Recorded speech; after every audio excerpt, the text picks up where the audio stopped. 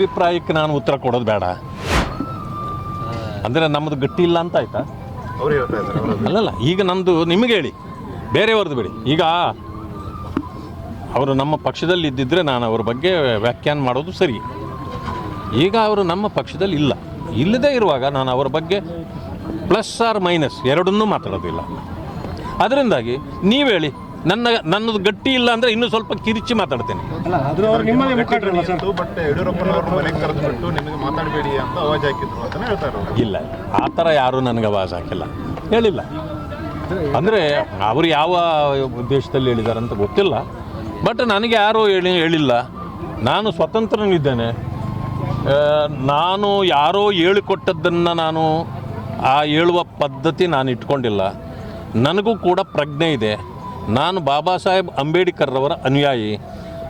ಅವರ ಪುಸ್ತಕಗಳನ್ನು ಓದ್ಕೊಂಡ್ರೆ ನಾವು PhD ಮಾಡ್ದಂಗೆ.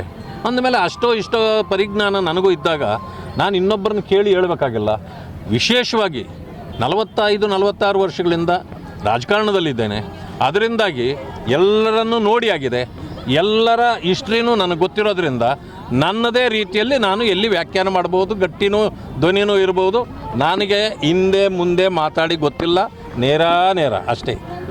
ನಿಮ್ಮದೇ ಪಕ್ಷದಲ್ಲಿದ್ದಾರೆ ಸರ್? ಹಾಂ, ಮುಖಂಡರಲ್ಲ ಸರ್? ಇದ್ದಾಗೂ ನಾವು ಗೌರವಿಸಿದ್ದೇವೆ. ಈಗ ಅವರಿಲ್ಲಲ್ಲ, ಈಗಲೂ ಗೌರವಿಸ್ತೇವೆ ಅಷ್ಟೇ. ಗೌರವ ಕೊಡಬೇಕಲ್ಲ, ಪ್ರತಿ ವ್ಯಕ್ತಿಗೆ ನಾವು ಗೌರವ ಕೊಡಬೇಕು. ಪಕ್ಷ ಬೇರೆ, ಈಗ ಅವರು ನಮ್ಮ ಪಕ್ಷದಲ್ಲಿಲ್ಲ. ಅದರಿಂದಾಗಿ ನಾನು ಅವ್ರ ಬಗ್ಗೆ ಏನೂ ವ್ಯಾಖ್ಯಾನ ಮಾಡೋದಿಲ್ಲ.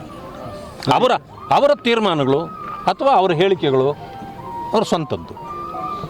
ಸರ್, ಈಗ ಅಧಿವೇಶನದಲ್ಲಿ ಸರ್ ಶಿರ್ಸಿಗೆ ನಿಮ್ಮನ್ನೆಲ್ಲ ನೋಡ್ಲಿಕ್ಕೆ ಬಂದಿದ್ದೇನೆ. ನನಗೆ ಸಿಕ್ಕ ಸೌಭಾಗ್ಯ ವಿಶ್ವೇಶ್ವರ ಹೆಗ್ಡೆ ಕಾಗೇರಿಯವರ ಮಗನ ಮದುವೆಯ ಮಗಳ ಮದುವೆಯ ರಿಸೆಪ್ಷನ್ಗೆ ಹಾಗೆಂತೇಳಿ ಬೆಂಗಳೂರಿಂದ ಬಂದಿದ್ದೇನೆ. ಇವತ್ತು ಹುಬ್ಬಳ್ಳಿಯಲ್ಲಿ ಉಳಿದು ನಾಳೆ ಬೆಳಗಾವಿಗೆ ಹೋಗ್ತೇನೆ. ಸದನ ಪ್ರಾರಂಭ ಆಗ್ತದೆ ಸೋಮವಾರದಿಂದ. ಅನೇಕ ಸಮಸ್ಯೆಗಳಿವೆ, ಚರ್ಚೆ ಮಾಡಲಿಕ್ಕೆ ಭಾಳ ಇದೆ. ಅದರಲ್ಲೂ ವಿಶೇಷವಾಗಿ ಉತ್ತರ ಭಾಗದ ಬಗ್ಗೆನೇ ಹೆಚ್ಚಿಗೆ ಮಾತಾಡಬೇಕು ಅಂತ ಹೇಳಿದ್ದೇನೆ. ನಾನು ಈಗಾಗಲೇ ಪತ್ರ ಕೂಡ ಬರೆದಿದ್ದೇನೆ. ನೀವು ಬೆಂಗಳೂರಿನ ವಿಚಾರಗಳು ಇಲ್ಲಿ ಚರ್ಚೆ ಬೇಡ. ಯಾಕಂತಂದರೆ ಉತ್ತರ ಕರ್ನಾಟಕದ ರೈತರ ಸಮಸ್ಯೆ ಭಾಳ ಇದೆ, ದಲಿತರ ಸಮಸ್ಯೆಗಳಿದೆ, ಅನೇಕ ಸಮಸ್ಯೆಗಳು. ಈಗ ಅಭಿವೃದ್ಧಿ ಆಗಿಲ್ಲ, ನೀರಾವರಿ ಸಮಸ್ಯೆಗಳಿದೆ. ಹೀಗೆ ರೈತರ ಬೆಳೆದ ಬೆಳೆಗಳಿಗೂ ಕೂಡ ಸರಿಯಾದ ಬೆಲೆ ಸಿಗ್ತಾ ಇಲ್ಲ. ಇಂಥವುಗಳೆಲ್ಲ ತುಂಬ ಚರ್ಚೆ ಇರೋ ಕಾರಣ ನಾವು ಉತ್ತರದ ಬಗ್ಗೆ ಮಾತಾಡೋಣ. ಇನ್ನು ಇದಕ್ಕೆ ಮಿಗಿಲಾಗಿ ಸಮಸ್ಯೆ ಎದುರಾಗ್ತಾ ಇದೆ. ಕಾಂಗ್ರೆಸ್ ಪಕ್ಷದ ಸದಸ್ಯರುಗಳೇ ರಾಜು ಕಾಗೆಯವರು ಇವತ್ತು ಅವ್ರು ಏನು ಮಾಡಿದ್ದಾರೆ, ನೀವೇನಾದರೂ ಸರಿಯಾಗಿ ನಮಗೆ ನ್ಯಾಯ ಕೊಡಲಿಲ್ಲ ಅಂದರೆ ನಮಗೆ ಸಪ್ರೇಟ್ ಸ್ಟೇಟ್ ಕೇಳೋದು ಅನಿವಾರ್ಯ ಆಗುತ್ತೆ ಅಂತ ಅವರು ಪಕ್ಷದವರೇ ಹೇಳಿದ್ದಾರೆ. ಅಂದಮೇಲೆ ಆ ಕಾಂಗ್ರೆಸ್ ಪಕ್ಷದ ಸರ್ಕಾರ ಉತ್ತರ ಭಾಗಕ್ಕೆ ಸರಿಯಾದ ನ್ಯಾಯ ಕೊಡ್ತಾ ಇಲ್ಲ ಅಂತಕ್ಕಂಥ ಮಾತು ಕಾಂಗ್ರೆಸ್ ಒಳಗಡೆನಿಂದನೇ ಬಂದಿದೆ. ಈ ಎಲ್ಲ ವಿಚಾರಗಳನ್ನು ತಗೊಂಡು ನಾವು ಬಹಳಷ್ಟು ಚರ್ಚೆ ಮಾಡೋದಿದೆ, ಆ ಸಮಸ್ಯೆಗಳಿಗೆ ಪರಿಹಾರ ಕೊಡ್ತಕ್ಕಂಥದ್ದಿದೆ. ನಮ್ಮ ಕಾಲದಲ್ಲಿಯೂ ಅನೇಕ ಚಟುವಟಿಕೆಗಳು ಮತ್ತು ಕಾರ್ಯಕ್ರಮಗಳನ್ನು ಕೊಟ್ಟಿದ್ದೇವೆ.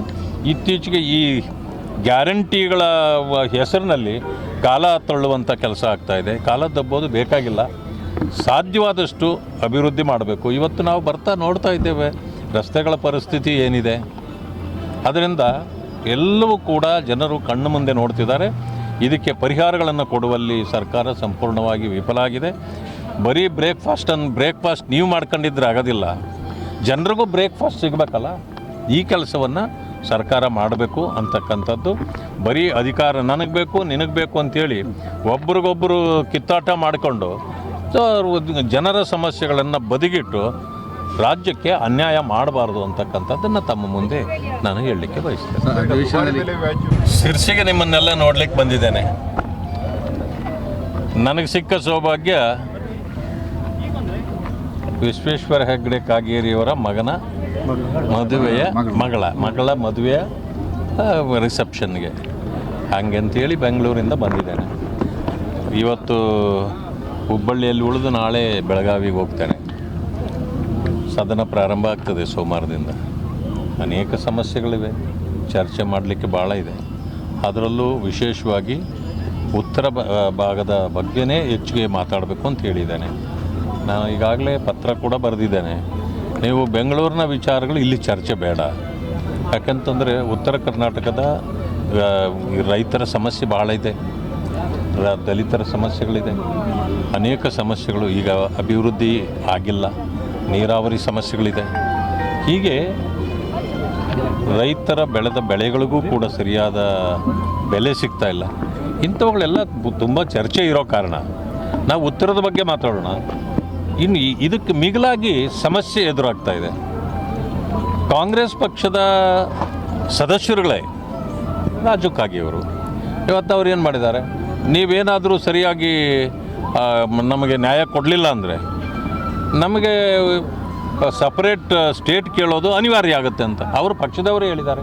ಅಂದಮೇಲೆ ಆ ಕಾಂಗ್ರೆಸ್ ಪಕ್ಷದ ಸರ್ಕಾರ ಉತ್ತರ ಭಾಗಕ್ಕೆ ಸರಿಯಾದ ನ್ಯಾಯ ಕೊಡ್ತಾ ಇಲ್ಲ ಅಂತಕ್ಕಂಥ ಮಾತು ಕಾಂಗ್ರೆಸ್ ಒಳಗಡೆನಿಂದನೇ ಬಂದಿದೆ. ಈ ಎಲ್ಲ ವಿಚಾರಗಳನ್ನು ತಗೊಂಡು ನಾವು ಬಹಳಷ್ಟು ಚರ್ಚೆ ಮಾಡೋದಿದೆ, ಆ ಸಮಸ್ಯೆಗಳಿಗೆ ಪರಿಹಾರ ಕೊಡ್ತಕ್ಕಂಥದ್ದಿದೆ.